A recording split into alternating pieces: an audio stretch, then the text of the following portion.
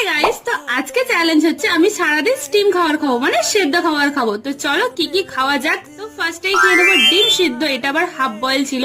আমার half boil ডিম সিদ্ধ খেতে অনেক ভালো লাগে। দেন ব্রেকফাস্টে করে নেব ইপি। আমার ম্যাগির থেকে না ইপিটা খেতে বেশ ভালো লাগে, আর এটা পুরো সিদ্ধ করেই করেছি, আর আমার তো দারুণ লাগছে। তোমাদের কার কার ইপি ভালো লাগে প্লিজ কমেন্ট করে জানাও।